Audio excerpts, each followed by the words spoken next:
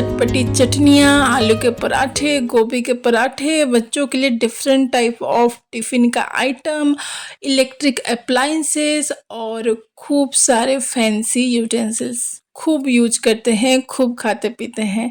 लेकिन जब deep cleaning की बात आती है तब होती है असली टेंशन। लेकिन टेंशन लेने की बिल्कुल भी ज़रूरत नहीं है, क्योंकि इस वीडियो में मैं लेके आई हूँ क्लीनिंग की easy and affordable method. Affordable? जी हाँ भाई, आज की डेट में क्लीनिंग भी महंगा पड़ रहा है। मार्केट में इतने क्लीनिंग स्प्रे और लिक्विड जो आ गए हैं। Without further delay let's quickly start the video. बच्चों का टिफिन बॉक्स या फिर किचन का कोई कंटेनर, उसमें इस तरह का सिलिकॉन लीड लगा होता है, जिसकी वजह से वो एयर टाइट होता है। चाहे प्रेशर कुकर का रिंग या फिर ग्राइंडर जार का रबड़, टाइम टू टाइम ऐसे हम क्लीन नहीं करेंगे तो उसके अंदर बहुत ज़्यादा गंदगी एक्यूमुलेट हो जाता है। इसे क्लीन करने का बहुत ही इजी मेथड है। बस हमें लेना है एक बड़े से पतीले में गर्म पानी, उसमें डालना है बेकिंग सोडा, 1 चम्मच डिशवॉश लिक्विड, 2 ढक्कन के करीब विनेगर। बस उसमें जितने भी लीड्स वगैरह हैं टिफ़िन के, प्रेशर कुकर के, ग्राइंडर जार्स के, उसे डिप करते जाना है। प्रेशर कुकर के सीटी जो होती है उसको भी अच्छे से खोल के आप इसमें डाल दीजिए। और हाँ, इस तरह का अगर आपके पास छलनी है, जैसे मेरे पास है वेजिटेबल्स वगैरह धोने के लिए, वो भी एक टाइम में यूज़ करते करते गंदा हो जाता है। तो सिंपली आप उसे इस तरह से डिप कर लीजिए गर्म पानी में, और जितने रिंग्स वगैरह हैं सब पानी में अच्छे से डिप कर दीजिए। पानी में डिप करने के बाद गैस को हमें ऑन कर लेना है। हाई टू मीडियम फ्लेम में इसे थोड़ा सा उबाल आने तक लगाना है, और फिर गैस के फ्लेम को ऑफ करके एक ढक्कन से इसे कवर कर देंगे और 10 to 15 मिनट ऐसे ही इसे छोड़ देना है। बहुत ज़्यादा गंदा है तो आधा नींबू रस के साथ, छिलके के साथ इस पानी में डाल सकते हैं। इस तरह का डिश ड्रेनर सभी के पास होगा। बर्तन धुल के ड्राई करने के लिए बहुत ही ज़्यादा इजी हो जाता है। लेकिन इसको टाइम टू टाइम अगर हम क्लीन नहीं करेंगे तो इसकी हालत इतनी बुरी हो जाती है कि क्लीन करना बहुत ज़्यादा मुश्किल हो जाता है। हफ्ते में एक बार इसे मैं ज़रूर क्लीन करती हूँ, लेकिन आपको दिखाने के लिए कि अगर आप टाइम टू टाइम क्लीन नहीं करोगे तो ऐसी हालत होगी। इस बार मैंने क्लीन नहीं किया था। तो बहुत ज़्यादा अगर गंदा ये हो जाए तो थोड़ा सा हल्का गुनगुना पानी से इसे आप पूरे बकेट को डिप करके रखिए। बहुत ज़्यादा गर्म नहीं, क्योंकि ये प्लास्टिक का है तो बहुत ज़्यादा गर्म पानी नहीं डालना है। पानी में डिप करने के बाद यहाँ पे बेकिंग सोडा या फिर सिंपल खाने वाला सोडा भी डाल सकते हैं 1 चम्मच, और डिश वॉश लिक्विड 1 चम्मच डाल के इसे थोड़ी देर के लिए डिप करके छोड़ देंगे।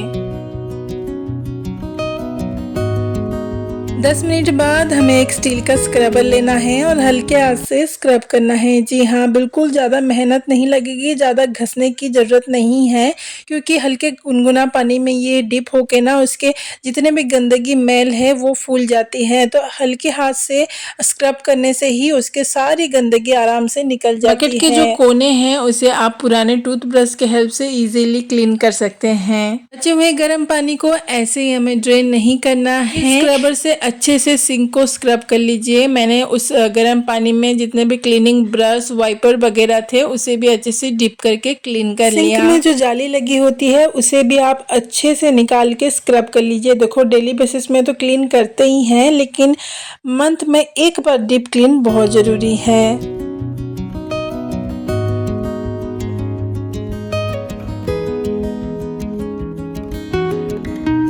प्रेशर कुकर की सीटी, टिफ़िन बॉक्स की लीड और ग्राइंडर जार के रबड़ को जो हमने डिप करके रखा हुआ था वो अच्छे से सोख हो गए हैं। देखिए कितना गंदा पानी निकला है, लेकिन इस पानी को हम फेंकेंगे नहीं। इसमें जितने भी चाकू वगैरह हैं, ग्रेटर हैं, प्रेशर कुकर का ऊपर का जो ढक्कन है, वो सबको इस पानी में डिप करके अच्छे से रख लेंगे।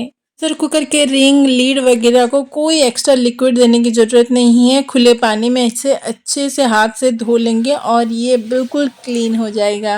बचे हुए गर्म पानी में हमने जो चाकू वगैरह डिप करके रखे थे, चाकू वगैरह को स्टील स्क्रबर से थोड़ा सा रब करने से वो क्लीन हो जाएगा। लेकिन कुकर के ये जो ढक्कन है उससे क्लीन करना थोड़ा सा मुश्किल हो जाता है। इसके लिए हमें क्या करना है, एक छोटी सा सुई लेनी है। कुकर के ढक्कन में जो छोटे छोटे छेद होते हैं ना, उसके अंदर सुई को अच्छे से घुसाइए। उसके अंदर जो भी गंदगी जमा हुई रहती है ना वो आराम से निकल जाती है, क्योंकि गर्म पानी से ऑलरेडी फूल गई होगी। कुकर की जो सीटी है वो बाहर की तरफ तो इजीली क्लीन हो जाती है, लेकिन अंदर की तरफ क्लीन करना थोड़ा सा मुश्किल होता है। उसके लिए एक अमेजिंग हैक है। एक ईयरबड लीजिए, उसमें थोड़ा सा डिश वॉश लिक्विड लगा के अंदर की तरफ इस तरह से घुसा के उसे क्लीन कीजिए। देखिए कितनी ज़्यादा मैल इससे निकलती है। एक दो ईयरबड लग सकती है, तब तक क्लीन करना है जब तक ईयरबड क्लीन निकले। खैर ये सब तो पानी से क्लीन हो जाती है, लेकिन उस इलेक्ट्रिक अप्लायंसेस का क्या जिसे हम पानी में क्लीन नहीं कर सकते? डोंट वरी, उसका भी सॉल्यूशन है मेरे पास। जैसे कि मिक्सर ग्राइंडर दिन भर में पता नहीं कितनी ही यूज होती है, चटनी मसाले पीसते हैं और हमारे हाथों का दाग उस ग्राइंडर में लग जाता है। इसके लिए लेना है हमें एक पुराना टूथब्रश और वाइट टूथपेस्ट। पानी का भी यूज़ बिल्कुल भी नहीं करना है। टूथब्रश को हल्का गीला कर सकते हैं और बस ग्राइंडर के ऊपर हमें अच्छे से स्क्रब करते जाना है। देखिए इतनी ज़्यादा गंदगी बहुत ही इजीली निकल जाएगी। पूरा ग्राइंडर अच्छे से हो गया क्लीन, लेकिन ये ऊपर का क्या, इसे कैसे करेंगे क्लीन? टूथब्रश तो अंदर घुसेगा नहीं। ना ना, बिल्कुल भी मत होइए परेशान, इसका भी है सोल्यूशन। ऐसे कोनों को क्लीन करने के लिए हमें मुड़ा हुआ फोल्ड हुआ हुआ ब्रश चाहिए, लेकिन अगर इसको ऐसे फोल्ड कर देंगे तो ये तो टूट ही जाएगा।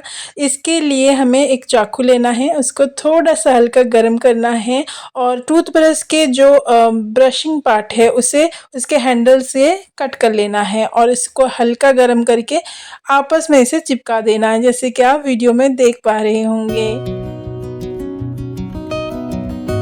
वैसे ही और एक टूथब्रश को ब्रशिंग पार्ट के जस्ट नीचे हल्का गर्म करना है और धीरे धीरे से उसे हमें फोल्ड करते जाना है पीछे की तरफ। बस कुछ देर आपको इस तरह से होल्ड करके रखना है और आपका फोल्डेबल क्लीनिंग ब्रश फ्री में बिल्कुल रेडी है। इसकी हेल्प से आप कोई भी आड़े टेढ़े जगह को इजीली क्लीन कर सकते हैं। टूथपेस्ट से अच्छे से क्लीन करने के बाद कोई भी वेट वाइप से हमें इसे अच्छे से पोंछ लेना है। सी हाउ एफर्टलेसली ये ग्राइंडर हर कोने से चमक गया है।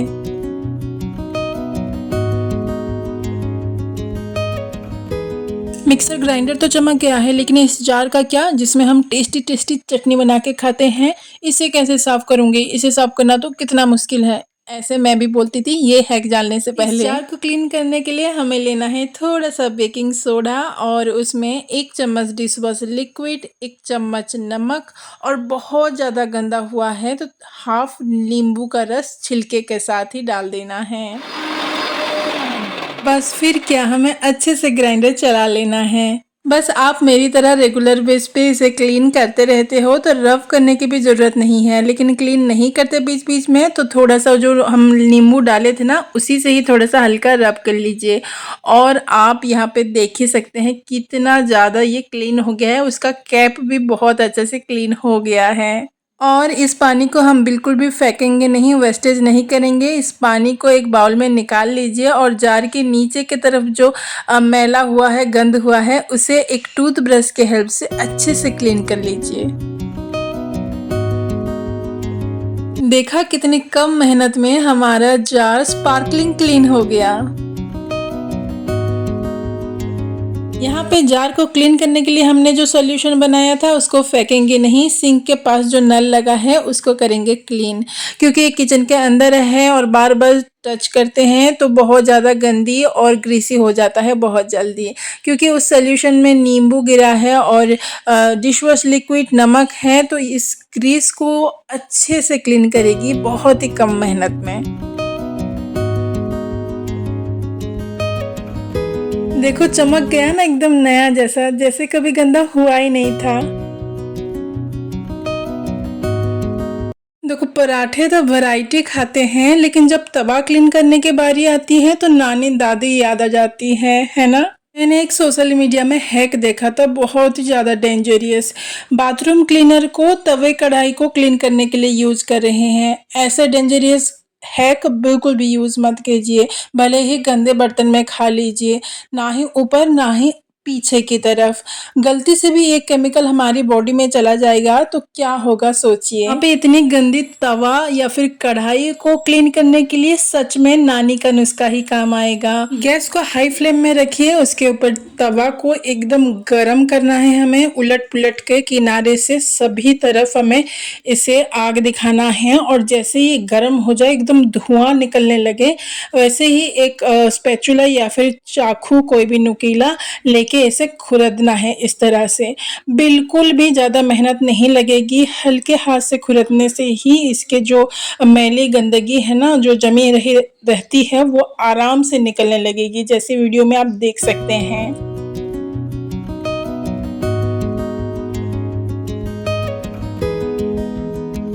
इसे अच्छे से हमें खुरद लेना है, ऊपर नीचे साइड में। और खुरदने के बाद ये, क्योंकि ये एकदम गर्म होगा, एकदम से मत डालिएगा, धीरे धीरे करके थोड़ा सा पानी इसमें हम डालेंगे। पानी डालने के बाद इसमें हम डालेंगे थोड़ा सा बेकिंग सोडा या फिर नॉर्मल सोडा भी डाल सकते हैं, थोड़ा सा डिशवॉश लिक्विड या फिर डिटर्जेंट पाउडर जो भी डाल सकते हैं। उसके बाद थोड़ी सी यहाँ पे विनेगर हम डालेंगे। जैसे ही विनेगर डालेंगे ये रिएक्शन होगा और थोड़ा सा बबल फॉर्म में ये आ जाएगा। क्लीनिंग के लिए ये सबसे मुझे बेस्ट लगता है, बेकिंग सोडा और विनेगर। ये तो हर किचन में होना ही चाहिए। जितने भी ग्रीसी या फिर जितने भी गंदी चीज क्यों ना हो, ये आसानी से क्लीन कर देते हैं। स्टील के स्क्रबर से अच्छे से थोड़ा रब करने के बाद ये पानी को हम फेंक देंगे और उसके बाद और थोड़ा सा डिशवॉश लिक्विड या डिटर्जेंट पाउडर देके अच्छे से इसे रब कर लीजिए। बहुत ज़्यादा मेहनत करके घिसने की ज़रूरत नहीं है, हल्का बस उसका जो पाउडर निकला हुआ है काला काला, वो चले जाना चाहिए।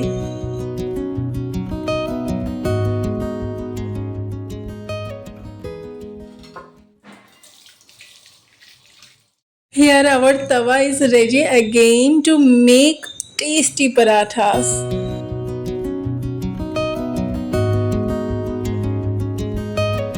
वैसे तो हर घर में गैस चूल्हे की क्लीनिंग रोज ही होती है, जितनी बार खाना बनता है उतनी बार क्लीन होता है, लेकिन डीप क्लीनिंग बहुत ज़्यादा ज़रूरी है, नहीं तो हार्ड बर्न स्टेन्स क्लीन करने में बहुत ज़्यादा मशक्क़त लग जाएगी। एक बार मैं इसकी इजी डीप क्लीनिंग ज़रूर करती हूँ। गैस चूल्हे के जिद्दी जले हुए दाग निकालना इजी कैसे, चलिए देखते हैं। हमेशा मैं क्लीनिंग में बेकिंग सोडा या फिर सोडा यूज़ करती हूँ। जिनके पास नहीं होगा वो इनो का भी यूज़ कर सकते हैं। तो यहाँ पे मैंने एक पैकेट इनो का लिया है, उसमें 1 चम्मच के करीब डिशवॉश लिक्विड डालना है और 2 चम्मच के करीब विनेगर डालना है। कोई पानी यहाँ पे हमें यूज़ नहीं करना है।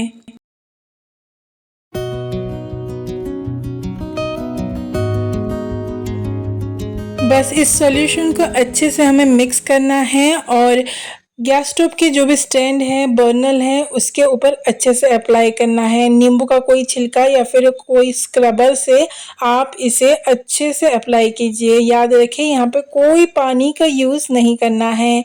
अच्छे से चारों तरफ अप्लाई करने के बाद मिनिमम 15 मिनट्स इसे ऐसे ही छोड़ देंगे।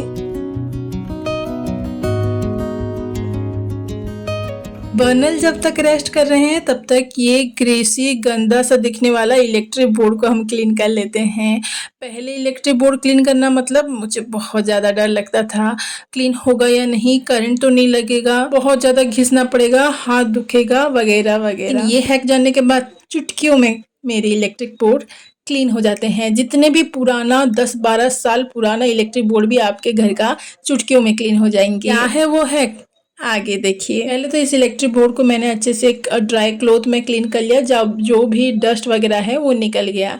उसके बाद यहाँ पे हमें लेना है टर्पेंटाइन ऑयल, पेंट ऑयल, जो कलर वगैरह करने से कलर ब्रश को क्लीन करने के लिए यूज में आता है। ऐसा कपड़ा का टुकड़ा लीजिए, उसमें थोड़ा सा पेंट ऑयल लगा के आप इलेक्ट्रिक बोर्ड को क्लीन कर सकते हैं। बिलीव में ये इतना मैजिकली क्लीन करता है ना कि जैसे पहले से गंदा हुआ ही नहीं। आप यहाँ पे देख ही पा रहे हो कितना इजीली ये क्लीन हो रहा है, बिल्कुल भी मतलब फोर्स लगाने की नहीं पड़ रहा, हाथ लगाते ही ये इतनी ग्रीसी इलेक्ट्रिक बोर्ड को क्लीन कर रहा है। हाउसवाइफ मैं तो ज़रूर इसे कहूँगी कि एक बोतल अपने घर में ज़रूर रखिए, इसका क्लीनिंग बहुत ही ईजी एंड स्मूथ से होगा। आपसे बातें करते करते ये इलेक्ट्रिक बोर्ड्स हो गए हैं बिल्कुल क्लीन। इसे क्लीन करने के बाद एक साफ कपड़े से अच्छे से इसे क्लीन कर लीजिए, पोंछ लीजिए। हाँ, क्लीन करने से पहले फ्यूज बोर्ड को ऑफ करना बिल्कुल ना भूलें। सिर्फ इलेक्ट्रिक बोर्ड ही नहीं, हमारी किचन के इलेक्ट्रिक अप्लायंसेस का जो प्लग होता है, वायर होता है, वो इतना ज़्यादा ग्रीसी हो जाता है, उसे भी ये चुटकी में क्लीन कर देता है।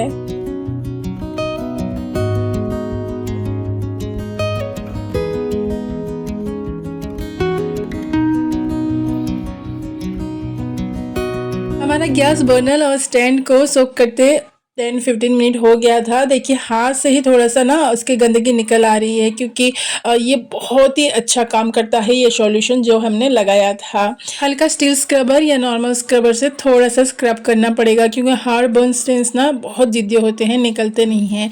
ये हैक जानने से पहले तो मेरे हाथ ही काले पड़ जाते थे इसे घिस घिस के। अच्छे से स्क्रब करने के बाद इसके ऊपर एकदम खौलता गर्म पानी डाल देंगे और फिर 10-15 मिनट छोड़ के इसे निकाल लेंगे। उसके बाद इसे घिसना विसना नहीं पड़ेगा, एकदम क्लीन चकाचक हो जाएगा। और उस पानी को फेंकेंगे नहीं, उस गर्म पानी में जितने भी आपके किचन टॉवल्स हैं, स्पॉन्ज, वाइप्स जो भी हैं, वो उसे डाल दीजिए और एकदम क्लीन कर लीजिए, क्योंकि ये भी ज़रूरी है जो हम बर्तन यूटेंसिल्स वगैरह क्लीन करते हैं उसके स्क्रबर क्लीन रहना।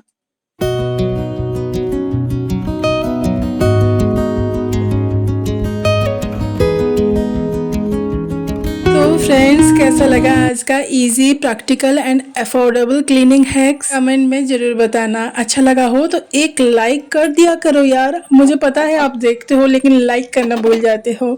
एक लाइक करने से मुझे मोटिवेशन मिलेगा।